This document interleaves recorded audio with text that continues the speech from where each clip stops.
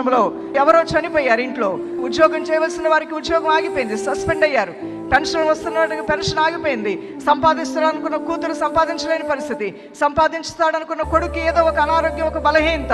వ్యాపారం ప్రారంభించాం, అభివృద్ధి వస్తుంది అనుకున్నావు కానీ అభివృద్ధి లేని పరిస్థితి.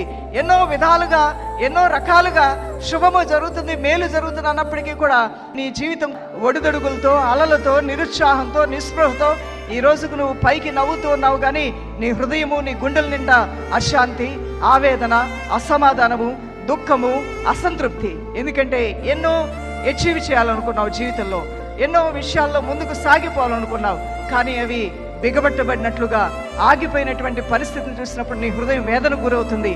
మీలో అనేక మంది ఆత్మలో ఎదగాలనుకున్నారు, ఎదగలేకపోయారు.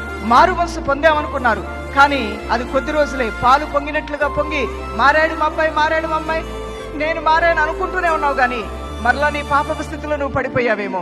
ఎన్నిసార్లు మారుతున్నప్పటికీ మరలా కూడా ఆ లోతైన ఆ పశ్చాత్తాపం అనేది నీలో లేకపోవటం వలన, ఆ శారీరకమైన క్రియలపైన నీకు జయము లేకపోవటం వలన తిరిగి మరలా పడిపోతూ మనసులో వేదన పడుతూ ఉన్నావేమో.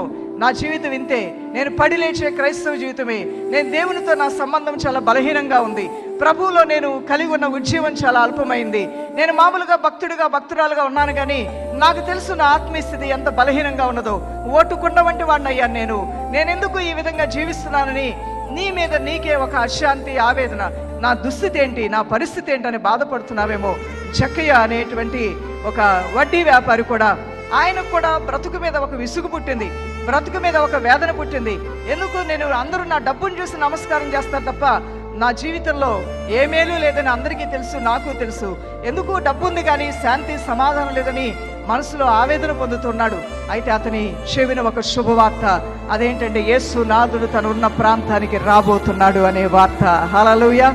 ఒకటే ఆయన జీవితాన్ని, అతను బ్రతుకుని మార్చింది. యేసుని చూడాలి, యేసును చూడాలి, యేసయ్య కార్యాలు చూడాలి, నూతనమైన విధానంలో చూడాలి. ఎప్పుడూ చూసినట్లుగా కాదు, ఎప్పుడూ వినినట్లుగా కాదు, ఎప్పుడూ ప్రార్థన చేసినట్లుగా కాదు. ఈరోజు నా బ్రతుకులో గొప్ప మార్పును నేను చూడాలి, నా ప్రభువు చూడాలి. గొప్ప ప్రార్థనతో నేను నా దేవునిలో నా జీవితాన్ని నేను నా దేవునికి అంకితం చేసుకోవాలి.